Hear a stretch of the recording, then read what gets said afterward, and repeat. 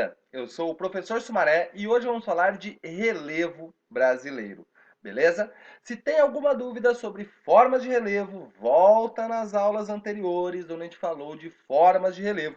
A gente vai precisar de vários conceitos que foram vistos lá atrás para entender aqui hoje, beleza? Bom, para começar, o Brasil é um país muito grande, tá certo? As dimensões do Brasil são dimensões continentais. Ele está praticamente todo ele no hemisfério sul, beleza? E no hemisfério oeste, ele é cortado pela linha do Equador, cortado ali pelo Trópico de Capricórnio. Pelo fato dele estar aqui na América do Sul, então ele vai ter algumas características geológicas que são pertinentes a essa região, beleza? Porque a formação aqui do Brasil vai condizer, vai nos dar aqui essas características do relevo brasileiro. Bom, para começar, vamos relembrar aqui algumas coisas que nós falamos lá atrás nas aulas de formação da Terra. Nós falamos aqui das eras geológicas, beleza? Cenozoica, Mesozoica, Paleozoica e o pré-cambriano, que é o que a gente chama de tudo antes ali do período cambriano, que é o comecinho ali da era Paleozoica, beleza? Aqui nesse slide está de cima para baixo, aqui está do mais recente até o mais antigo. Lá no pré-cambriano é quando se formaram os escudos cristalinos ou os maciços antigos, ok? Ao longo da Paleozoica e da Mesozoica foram formadas aí as bacias sedimentares. E aí na transição da Mesozoica para a Cenozoica, nós tivemos aqui a formação dos dobramentos modernos, ok? Lembrando disso aqui, a gente vai utilizar isso para falar um pouquinho do Brasil. Então vamos ver como que funciona isso no Brasil. O Brasil, ele tem na sua estrutura geológica cerca de 36% do território é data lá do pré-cambriano, são os escudos cristalinos. Se a gente olhar nesse mapa que está aqui do lado aqui, vai ser toda essa parte marrom mais escura, beleza? Cerca de 36%. O que a gente sabe, o que a gente lembra aqui sobre escudos cristalinos ou maciços antigos? É a região que, dado esse tempo, período antigo que ele tem aqui, é uma região onde a gente vai encontrar recursos minerais, beleza? Onde vai encontrar as principais jazidas minerais. Na aula de recursos minerais no Brasil, a gente vai fazer uma correlação. E a gente vai ver aqui, ó, que na região de Minas a gente tem jazida mineral, lá no Pará nós temos jazidas minerais, beleza? Então, 36% do território brasileiro, escudos cristalinos, ou seja, o Brasil tem uma grande riqueza mineral. Ok? Bom, as bacias sedimentares brasileiras. Aqui a gente está dividindo as bacias sedimentares em três grandes grupos, né? Cerca de 58% do território são bacias sedimentares. Nós temos aí bacias sedimentares que datam lá do Paleozoico, então são bacias sedimentares bastante antigas, ok? Que é onde nós tivemos aí a formação do carvão. Aí nós temos bacias sedimentares da Mesozoica, que é onde nós temos aqui os poços de petróleo, né, no Brasil, e na Cenozoica, ou seja, estão em formação aqui algumas planícies. Então nós temos bacias sedimentares em formação. O que a gente vai usar para diferenciar? Dá uma olhada de novo no mapa. O que está em amarelo são esses sedimentos recentes. Então são as planícies no Brasil, são regiões aí que estão em formação essas bacias sedimentares, ok? E aí, o que nós temos aí? Esse laranja, o que está entre o amarelo e o marrom ali, é a dos sedimentos mais antigos, onde nós temos aí já as bacias sedimentares consolidadas. Algumas dessas bacias sedimentares hoje estão sofrendo erosão. Vocês vão entender isso daqui a pouco, beleza? E por último, cara, uma estrutura geológica que a gente nem falou dela quando a gente falou lá de formação de estruturas geológicas, tá? Que são os terrenos vulcânicos, ou os chamados derrames basálticos, ok? Que é essa parte mais avermelhada aí do nosso mapa aqui do lado, ok?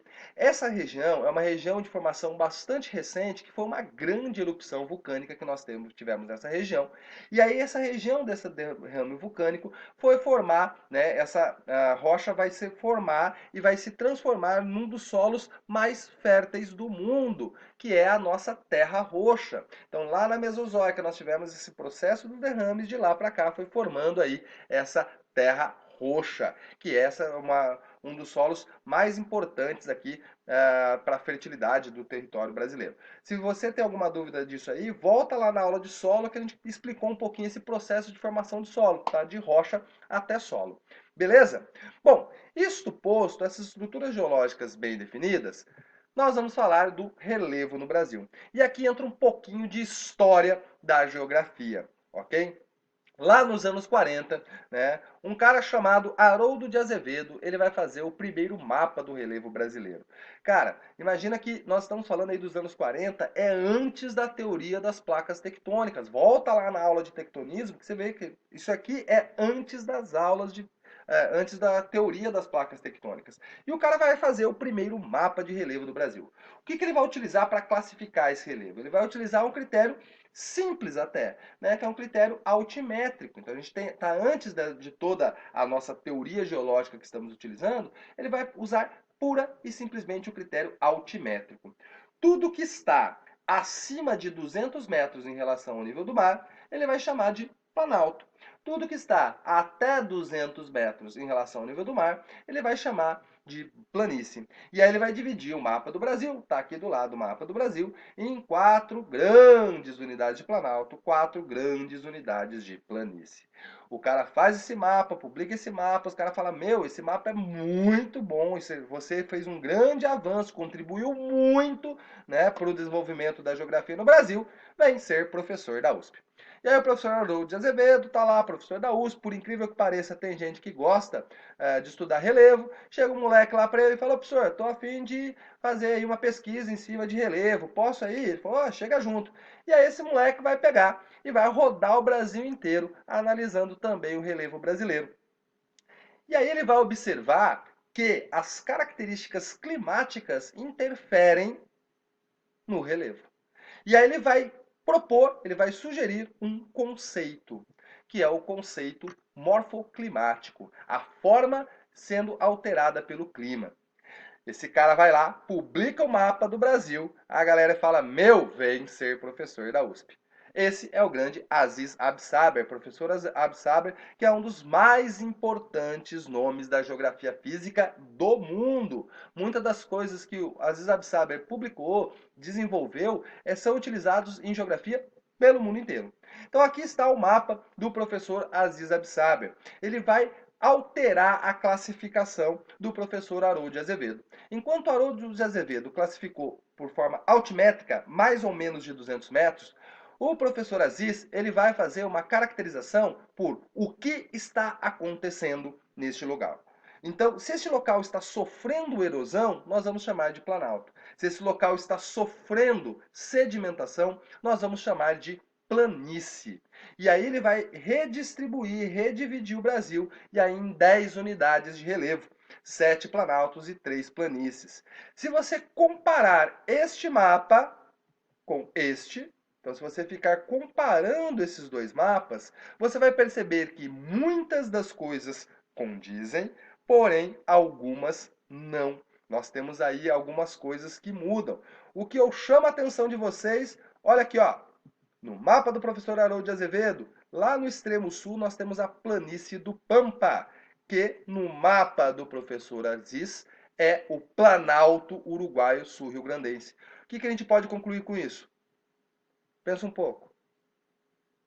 Olha só, se era planície para o Haroldo, é baixo, menos de 200 metros. Se é planalto para o Aziz, sofre erosão. Então é uma região baixa que sofre erosão. Beleza? Né? Tocou o sino aí? Lembrou do que a gente está pensando? Onde a gente vai chegar?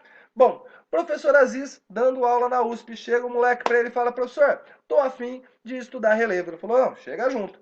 E aí esse cara vai estudar relevo e durante a sua pós-graduação, ele vai se utilizar de imagens de satélite e de fotografias. No final dos anos 70 no Brasil, nós tivemos o projeto Radan Brasil, que fotografou toda a superfície do território brasileiro.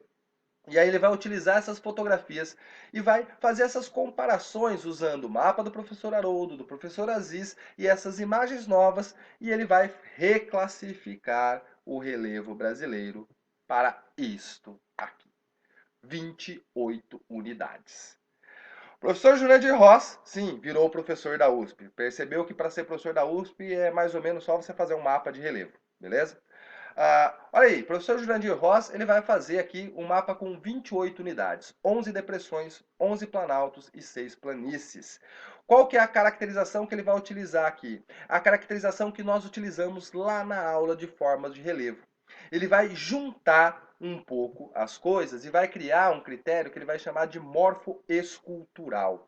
Então, o que é isso, gente? Se a região está sofrendo sedimentação, e aí se ela está sofrendo sedimentação, ela vai ficar plana. Isto é uma planície, beleza? Ok. E se o local está sofrendo erosão? Se o local está sofrendo erosão, a gente tem que analisar essa região com o relevo ao lado. Então, se esta região sofre erosão e é mais alto que o relevo ao seu redor, a gente chama de planalto. Se sofre erosão e está mais baixo que o relevo ao seu redor, a gente chama de depressão. Então aí os planaltos, eles são aí irregulares, porque eles estão mais altos e estão sofrendo erosão. Se tem alguma dúvida nessa caracterização, nessa classificação, depressão, planalto, planície, volta na aula de forma de relevo, que lá tá muito explicadinho. Beleza? Cara, você vai ter que decorar todo esse mapa aqui. Cara, eu acho que é uma tarefa inglória você ficar decorando 28 regiões, 28 unidades. Então aqui eu vou dar algumas dicas de alguns locais mais importantes para você prestar atenção. É importante você prestar atenção ali, ó, no Pantanal, ó, o número 25. Preste atenção nessa região aqui. Esse 25 é importante porque é uma planície, então é uma região mais baixa. É importante você guardar isso aí. Outro local que é importante, lá no extremo norte, o número 5, que são 3 regiõezinhas ali no extremo norte. Ali também é importante você guardar. Ali é um planalto, beleza? E o último lugar, ali o 22, lá no extremo sul, é uma depressão. Por que esses três, Sumaré? Que são os três que mais aparecem em questão de vestibular. Por quê? Porque questões de vestibular é muito comum você ter um mapa do Brasil e uma linha cortando e falando, cara, quais são as unidades de relevo que tem aí. Então, assim, na nossa cabeça é muito fácil a gente pensar assim, no litoral vai ser regiões mais baixas do que no interior do Brasil.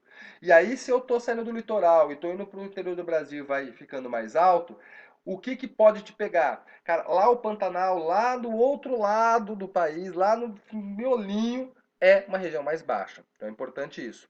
Outra coisa que pode te pegar, lembrar, da região da Amazônia é uma região de terras baixas. Ok, só que lá no extremo norte do país a gente tem o Planalto das Guianas, está juntando aí com os países do norte da América do Sul. E o 22 lá embaixo é o local que para o professor Haroldo era uma planície, para o professor Aziz era um planalto, para o professor Jurandir Ross é uma depressão. E se você perceber, gente, na área do Brasil, a gente foi tendo algumas alterações. Mais planície, mais planalto e agora, por mais piada pronta que pareça, o Brasil é um país de depressão. Né? O relevo que predomina no Brasil aqui são as depressões. Belezinha? Eu acho que é importante aqui, se ficou alguma dúvida, principalmente nesta classificação, voltar lá na aula de formas de relevo e entender muito bem a diferença de depressão, planalto e planície. E note, no Brasil não temos montanhas, não existe montanha no Brasil, que é a outra forma de relevo que a gente falou lá, beleza? O que nós temos no Brasil aqui, lá no litoral, são morros, beleza? A gente vai voltar nisso lá na aula de domínios morfoclimáticos.